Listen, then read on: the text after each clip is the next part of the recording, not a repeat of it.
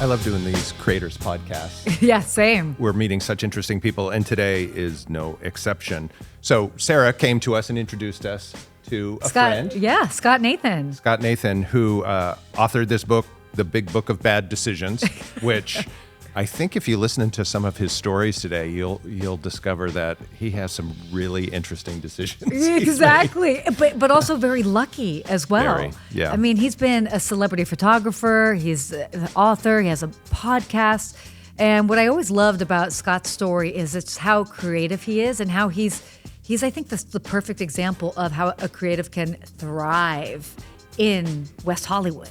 Absolutely. Yeah. He was, and also very charming and very authentic. I think it's a great discussion. Totally. Yeah.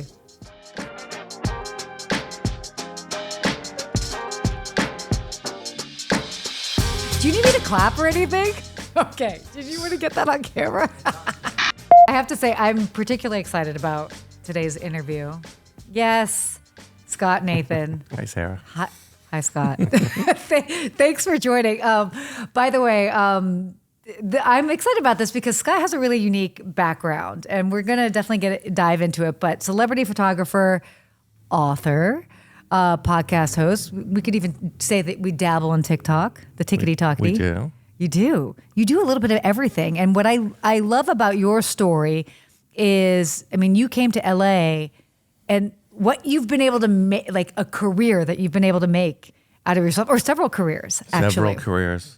And the rooms that you've been in, and you have a story for every single, I feel like every single building in West Hollywood or LA as well. Yeah, Jack Osborne calls me a slightly more articulate Forrest Gump. Okay. Well, a slightly more. Well, good. You have that going for you. Yeah. But first. Yes. Well, first of all, welcome, Scott. Nice to have you Thank here. I saw on your website that you refer to yourself as a raconteur. Mm-hmm. Am I saying that right? Yeah, Raconteur. Yeah. Okay. Yeah. I had to look it up.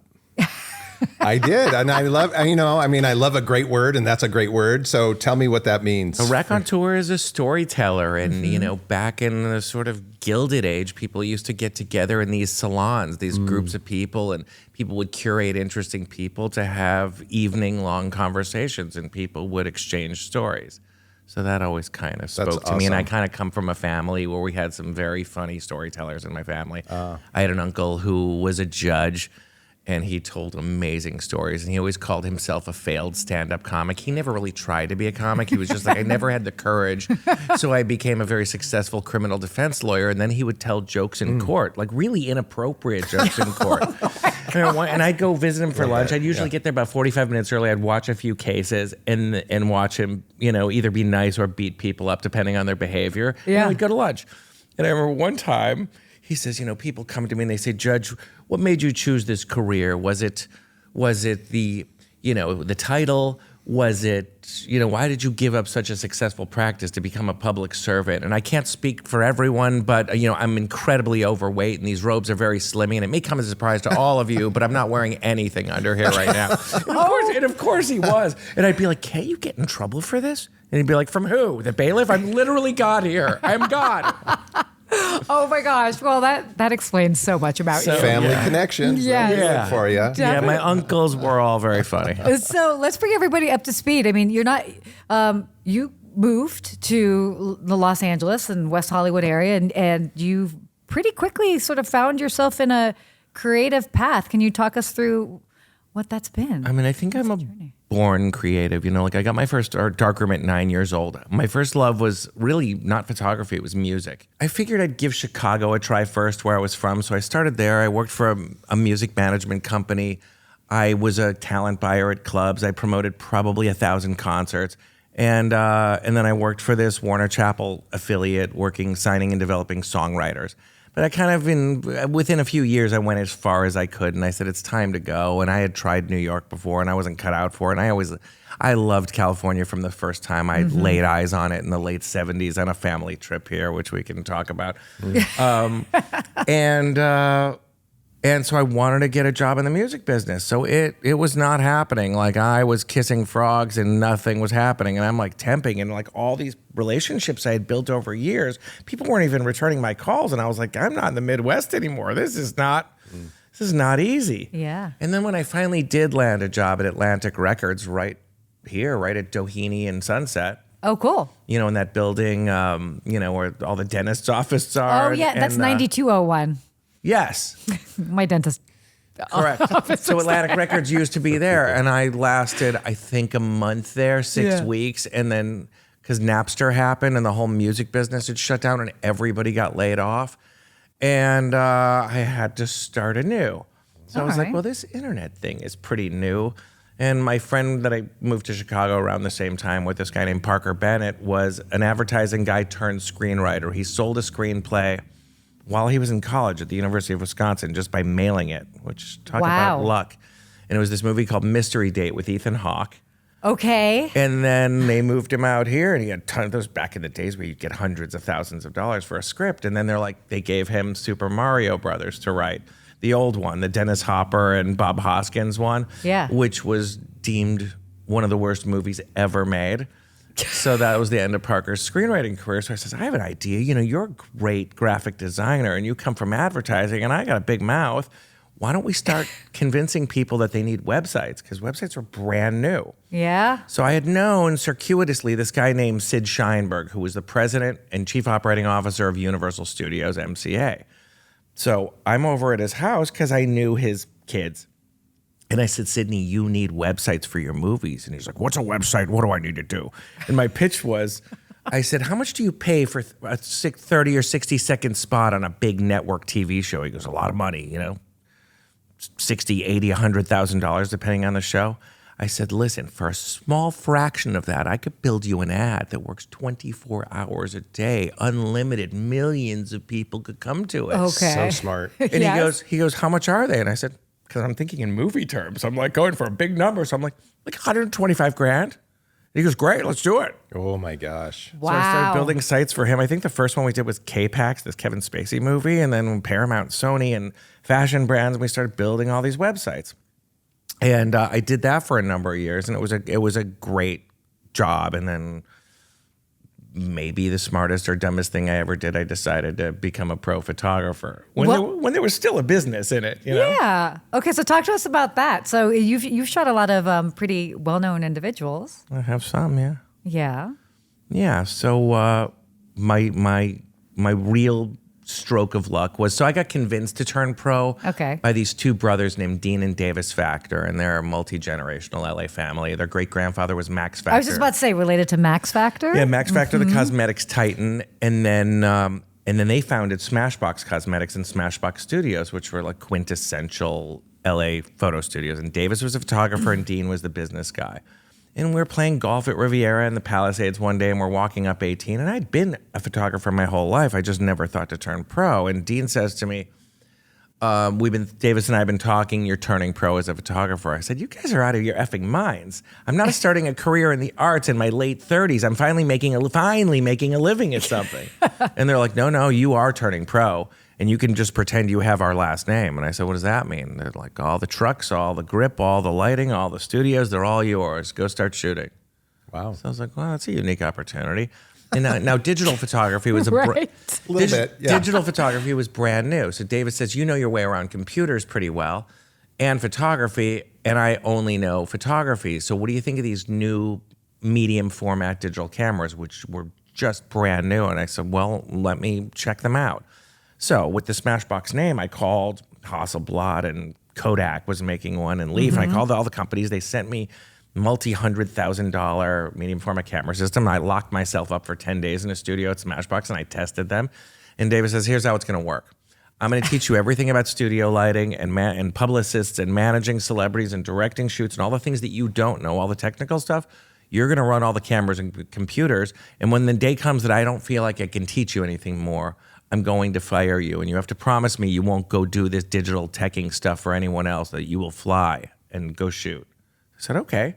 So I'm like 8 months in, and we finished this little shoot. I think it was Christina Aguilera. And he said, thank you, everyone. Thank you, hair. Thank you, makeup. Thank you, wardrobe. Scott, you're fired. Wow. And I was like, wait, what? He goes, I told you this day was coming. Time to fly, little birdie. Get out of the nest. Now, I had only done I didn't really take advantage of all the opportunities I had. I'd done maybe 4 or 5 tests. So I'm like, I could get a job. I've got 4 or 5 tests. And I went home and I sat on the couch for a couple weeks trying to figure out what I'm going to do with my life now. And I get a call from Smashbox's head of marketing. And she said, hey, I left Smashbox. Did you know that? And I said, no. And she goes, I'm going to work for this other brand. Have you heard of Too Faced Cosmetics? And I said, yeah, I know them, but they just use like cheesy stock illustrations. They don't do photography. And she goes, I know. They hired me. I'm taking it over. I want to grow the brand up. Can you shoot beauty the way Davis can? I said, yeah, I know all of his moves. Absolutely. So she goes, put together a creative brief, pitch these 2 guys that own it. They're a married couple in Orange County. I said, okay. So I said, you guys, I have an idea. And they said, what's the idea? I said, I met this girl recently, and she's not tall enough to be a model, and she's not thin enough to be a model, but I think she's going places. And they said, what does she do? I said, she's a singer. They said, that's interesting. What label is she signed to? I said, she doesn't have a record deal. And Jared, the CEO, goes, Scott, are you out of your mind? Are you going to really put your privates on the chopping block for an unknown, unsigned artist? And I said, yeah. And he said, what's her name? I said, Katy Perry. He goes, I've never heard of her. I said, you will. He goes, we'll meet her, but if we don't like her, we're picking someone from the tape. I said, fine. So I called Katy. We always call each other by our last names. I'm like, Perry, what's going on? She's like, hey, Nathan. I go, what are you doing tomorrow? She's like, I'm writing with Glenn Ballard, this guy, this producer who did the Alanis Morissette record, which was like the biggest thing at the time. I said, you need to reschedule it. She's like, absolutely not. I said, how much money do you have right now, Katy? She goes, none. I'm like, still sleeping on a bare mattress on the floor? And she's like, yeah. And I said, I have a photo shoot that pays $7,500 a day. She goes, what do I have to do? I said, charm 2 gay guys in a room. She goes, that's my jam. I said, I know. So I picked her up the next day. We drove down to Newport Beach, sold it in the room. And it was like the smartest and dumbest thing I ever did. But I never wanted to be a beauty photographer. I wanted to be a music photographer. I wanted to be like Annie Leibovitz. But as the saying goes, you chop down one tree and all of a sudden you're a lumberjack. So I became the beauty guy. Which is so cool. Yeah. And then you've done What year was that? Yeah, Do you remember? What, Katy? Yeah, like the Two-Faced Katy period. 05, 06, somewhere in there. Wow. Yeah, it was her first ad thing. I think the first professional photo shoot she'd ever done. And wasn't that like right before all her other songs came out, like I Kissed a Girl and all of that? Like, yeah, I mean that $7,500 they spent was the best money they've ever spent in their life because they got to milk it for 18 months. And by the way, what I love with your career is that like you've done so many different things, but it's all roads lead back to West Hollywood, which it seems to be. Yeah, and I've tried hopping around to other places, and what I love about West Hollywood is it's a small town, just in the second largest city in America, but it has everything I need. And nobody wants to spend their life in the car. So if I need to go to Beverly Hills, it's right next door. Yeah. If I need to go to the beach, if you time it right, it's really only a half an hour. Yeah. But I like the classics. I also like my mom and pop stores. I like my Tashman's hardware. Like if I want to get something, I don't need to go to Home Depot. I want to see the guy who'll be like, oh, I'll show you how to do this. You know, like it's really like a small town. You got Tashman's and Kuntz and Thunder Road, my old motorcycle shop that I've been going to since I lived here. And I go and hang out with those guys and we have coffee and shoot the breeze. And it's a culturally phenomenal place. I mean, you have the Roxy, Bob Marley's first show in America ever there, 1975. Elton John's first American show at the Troubadour. You know, when I think about the Viper Room, how many shows I've seen there. I mean, Katie's record release party, Smashing Pumpkins, Prince, Bruce Springsteen, all the shows I've seen at Viper Room. Yeah. And it's the first time I laid eyes on it, I was like, this place is amazing. And how like even in New York or Paris, nobody ever really leaves their neighborhood. Like people on the Upper East Side, they don't go downtown. LA's kind of the same way too. Like my life is generally between Doheny and La Brea, you know? Right. Which is so much of West Hollywood. Yeah. Any standout stories that you have? I mean, I'm sure you've got, well, I know that you have so many stories, but any standout stories of fun things that happened in West Hollywood that are just so, only in West Hollywood would something like that happen. Okay.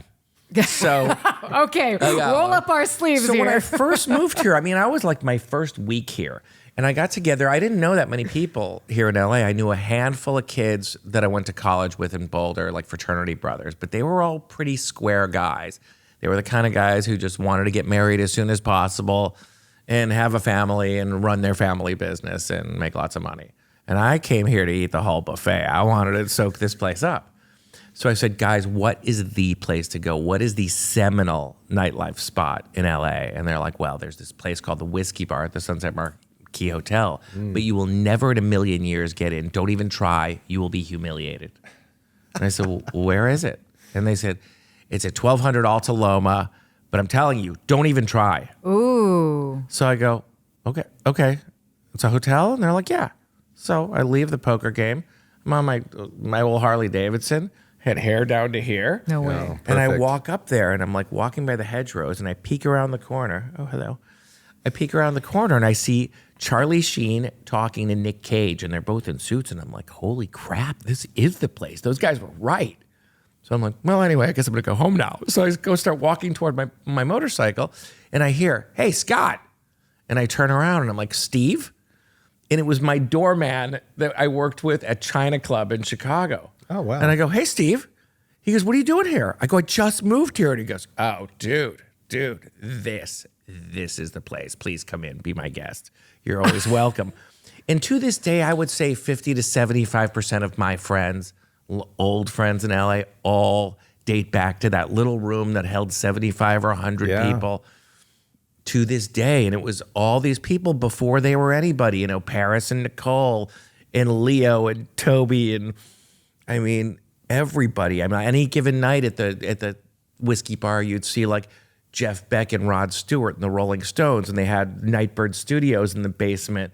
Oh, and gosh, yeah. Everybody was there, and I loved it. It was a classic rock soundtrack that never changed. It was all the old Rolling Stones and Who records, and that was the spot. Like the hardest room in town was the only room I could get into. Totally was. I remember, we've had on this podcast before Rod Grundyke, who is the general manager of the Sunset Marquis, who we've worked with forever. And he's told stories about that bar during that period of time that are just phenomenal. And it's still such a cool space. It just doesn't have that same. Yeah, I still go to the Marquee. It still has a vibe. I love the pools there. Yeah. I like that it's not one of those pool pass kinds of places. Yeah. Oh, for sure. It's the kind of place like you go there anytime. You're always going to run into one or two people, It's just one of those spots. Yeah. Speaking of running into people, I know that you've got a lot of great. By the way, we have a little celebrity here. Who is this? Yeah, this is Toby. Toby is an office dog who belongs to one of our sales guys here, and he brings Toby in, and he loves a lap. Toby might be. If Toby's in your lap in a second, you'll Toby's know. going to be coming to my dog. lap.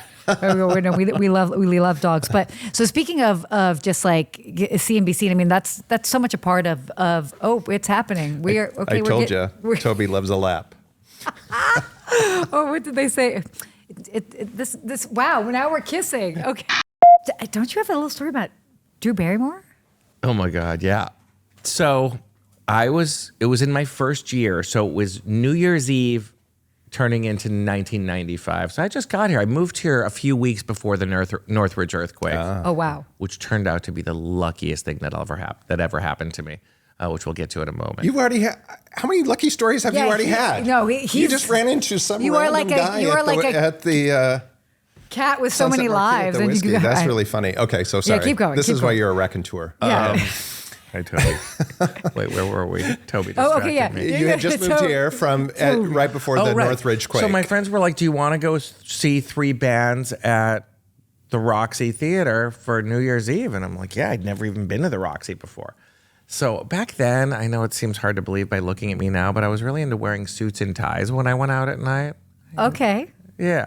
That's hard for me to imagine. I know. Knowing this you. like beautiful suit and tie and like, shoes, nice loafers, whatever. And we go there, and it was either right before or right after midnight. It was pretty late in the evening. And I was facing the stage, and my friend David, that I'd been staying with, David, was looking into the room, and he goes, hey, Drew Barrymore's here. And I said, can I look? He goes, don't turn around. She's looking right here. And I said, can I look now? He goes, nope, still looking. Oh, she's coming over here. I said, no, she isn't. He goes, she's coming over here. So, and this is back in the days when you could smoke indoors still. Okay. A while ago. So yeah, 94. So she taps me on the shoulder, and there's Drew Barrymore. And she's like, hey, got a light? And I'm just awkward, so I don't know what to say. So I light her a cigarette with a book of Roxy matches. Okay. And I said, I'm Scott. And she goes, hi, Scott. And I said, what's your name? And she just rolls her eyes at me. And she goes, Daisy. And I go, nice to meet you, Daisy. And she's just shaking her head. And I wasn't trying to take the piss. I was just like awkward, you know? This is natural to say, what's your name? Yeah. And I'm blowing it. And she goes, you want my number? I said, yeah. So she got a pen from the waitress and she just drew a little doodle of a daisy on the Roxy mattress and then put her phone number. My friends are like, that's so cool. You're going out with Drew Barrymore. I said, I'm not going out with Drew Barrymore. And they're like, why not? What, are you stupid? I said, no, I don't have a job. I don't have a place to live. I got nothing. I can't take Drew Barrymore out. I don't even have money to put gas in my car. And so I never called her. And then I made a TikTok about it. That was kind of funny. I was just like, listen, I know it was like 24 years ago, but if you still want to go out, and then thousands of people like pestered her on TikTok. They're like, go out with him. Oh my gosh. But no response. Okay, so I love this. You bring up Drew Barry TikTok. So we'll kind of like connect the dots here because you've had such a creative career and you've dabbled in all these different things, and you've always been great at storytelling, obviously. But then talk to us about this latest sort of venture, which has kind of opened up this whole other chapter for you, where you started sharing your stories on TikTok. Yeah, well, it began with me sharing them on Facebook. This was never intended to be any kind of commercial undertaking. I just started writing inappropriate stories in various states of, sleep deprivation. I'm not a good sleeper, so I'd be like, all right, I'm up again. It's 3 a.m. Might as well write something on. Yeah, and I would tell like a crazy story from my life and then black out, sort of forget that I even wrote it. And I wake up one morning and it's like 580 likes and 300 comments. And I'm like, what did you do, Scott? Those were blowing up. And then my girlfriend, Amanda, at the time said, you should put these into a blog, which was a thing. And so I started putting them into a blog. And then we were away for a weekend in the desert. And she goes, have you checked your blog analytics? And I said, blogs have analytics? And she says, yeah, you effing idiot. Go look at them. So I look at them and I said, I have like over 1 million reads on this. And I go, is that good? And she goes, yeah, it's good, dude. So she's like, you need to start writing a book. So I'm like, all right, well, I'll get out the broom and start sweeping some of these stories into a pile. And then my friends' kids were like, you should be on TikTok. And I said, listen, I'm not 13 years old. I don't lip sync. I don't do coordinated dance moves. I'm not for TikTok. And they're like, no, there's old people on there too. And I'm like, thanks, kids. So I'm like, you know what? I don't know anyone on TikTok. I'm just going to let it rip. I'm going to stop hiding behind the camera. I'm going to get in front. I'm just going to tell one no holds barred story. And I did. And then I didn't check it for 5 days, a week. You were around for all that. And then I check it again. It's like 100,000 views. I'm like, that's how they hook you. They're like crack dealers. They just want to seduce you. I do another one, 250,000 views, 500,000 views, 1 million views. And then I started getting asked to guest on other people's podcasts. And I think John Lennon was right. Life is what happens while you're busy making other plans. Right. So then I crowdfunded the book, right. and here we go. It's the book came out in December, and yeah. Just December of this last year? Yeah. Yeah. Ah, okay. So the book's done all right. Okay, we haven't talked about the title of the book. Yes. There we go. We should also talk about the cover too. The Big Book of Bad Decisions. Yes. It was originally called Bedtime Stories for Grown-Ups, but as it turned out, there were 3 or 4 other books with that title. Oh, yeah. Noted.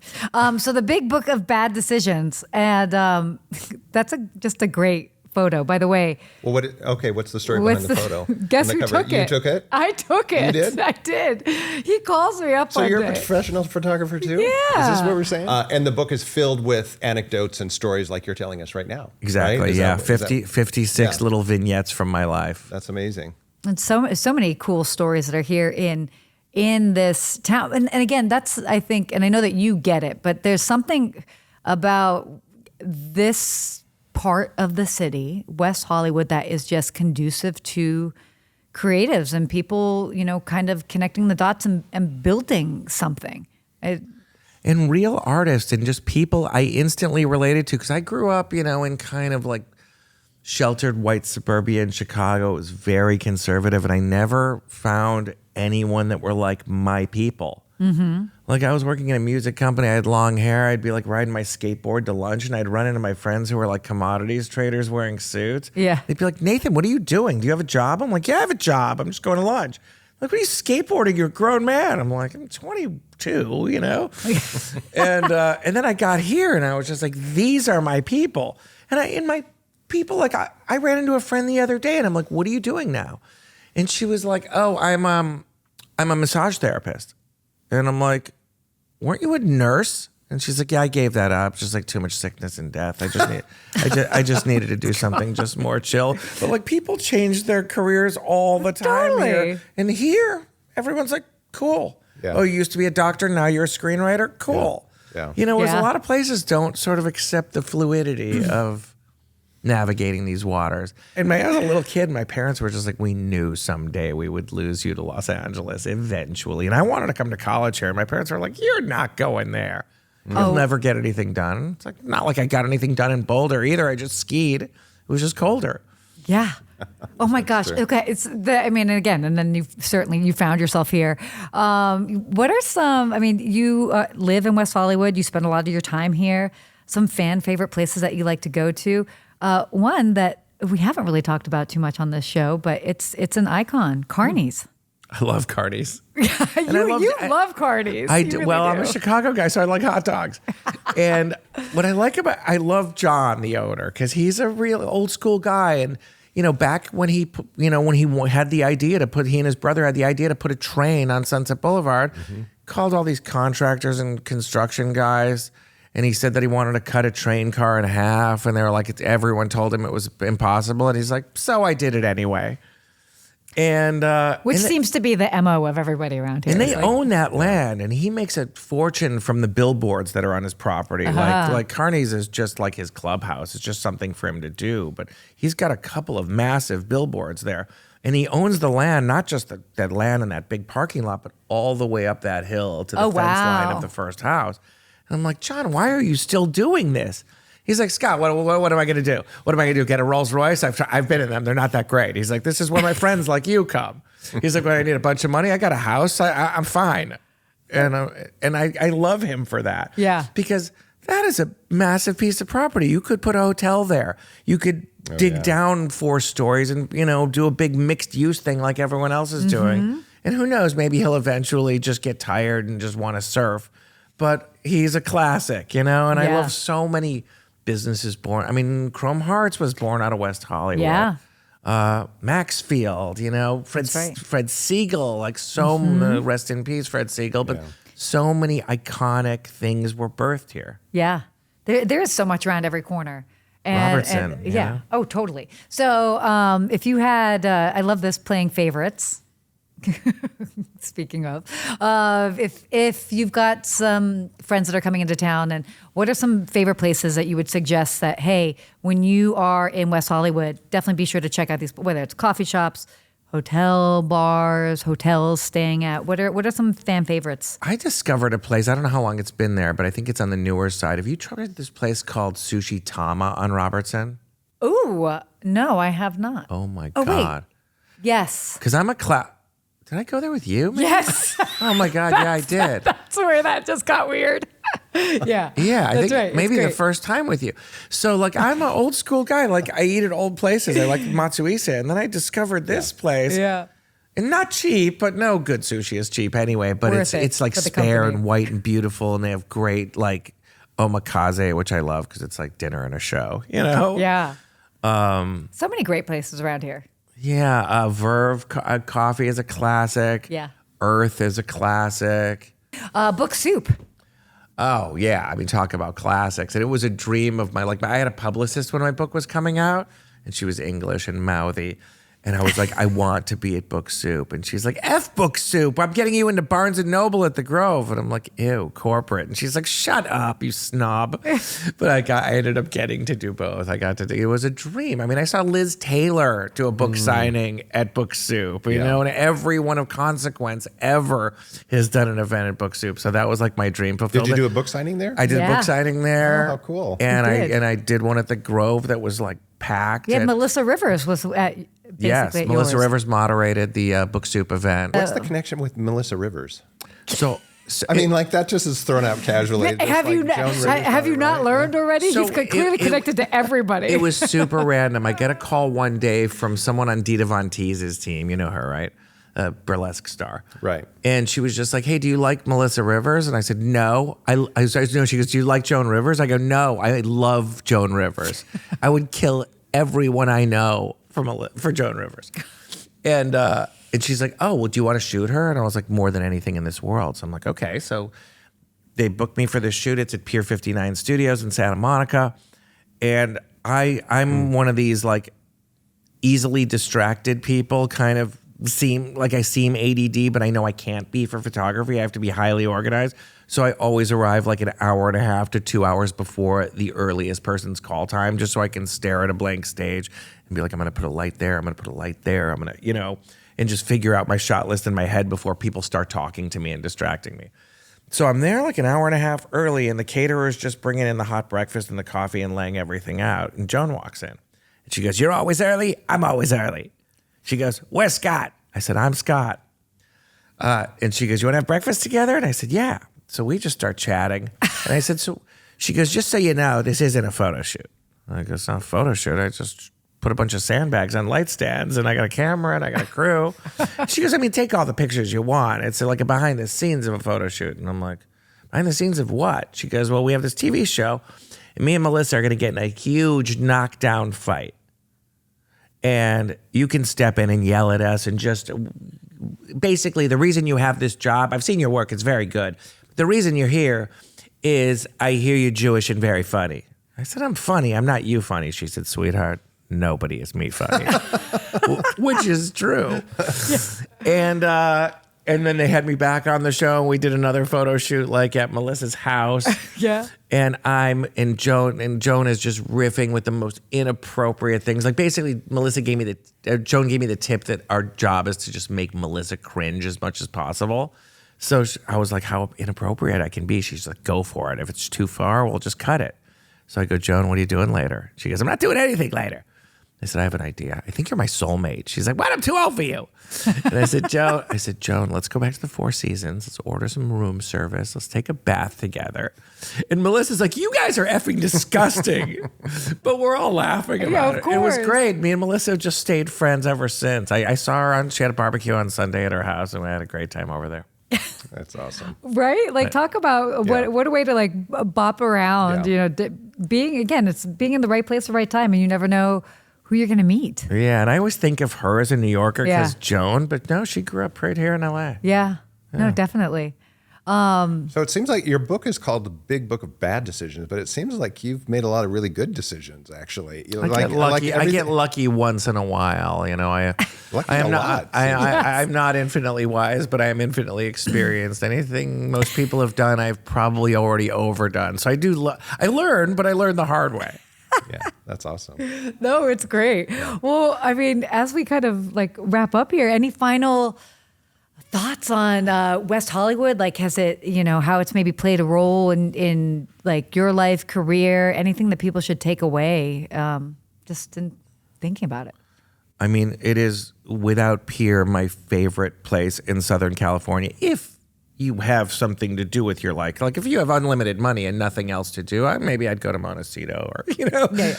But if you're here to achieve, it's the perfect place. It's the small town in the big city. It's the creative empire. It has anything you would. It's one of the best dining cities in the world. Yeah. I mean, who has culturally more diverse cuisine than here? Nowhere. We're at the footsteps right out this window of like soaring mountains and beautiful architecture. We're footsteps from the beach. We have everything you could ever want without having to schlep into the intimidation of a multi-100-mile LA County. We have everything right here in this little pocket. And so much history too. Yeah. What's some of your favorite WeHo history? Oh, God. That's a separate episode. Okay. All right. But everything you just said is the marketing guy's dream. Like, that's exactly true. What you just said is what I travel around and try and market to the world to say, if you're coming to Los Angeles, stay in West Hollywood because it's these things and it's everything that you just said. So I appreciate I love it. I wouldn't live anywhere that. else. Yeah, because it's like people are like, would you ever move out here to Malibu? And I'm like, no, you have like 6 restaurants. And you built a freeway on the ocean. You should have done it like Santa Barbara, where only side streets get to the ocean. I was like, this place, I'll come out here on the weekends. I'll come visit you. Maybe I'll stay overnight. We'll do a little beach walk, but I need to get back to my town. Yeah. Good, yeah. And West Hollywood's definitely a good town to call And home. you can walk. Yes. You know? Where there's not that many places in LA that you can walk. Like you and I go for walks, get a smoothie, get a lunch. Like you can't really do that in Beverly Hills. I mean, a little bit, you know. But, you know, you're up in the hills, you can't walk. Most places you can't walk. It's a great walking town. It's mostly flat. Yeah. It is. Definitely. This is so cool. Well, thank you So for great to meet you. Thanks for guys. being here and talking about all this stuff. It's amazing. I can't wait to dive into the book. Yeah, thanks so much for having me. I for really sure. appreciate you Oh guys. my gosh. Always a pleasure, Scott. We'll Scott do it again. Nathan. More stories. Yes. Yeah. Thank you. All right.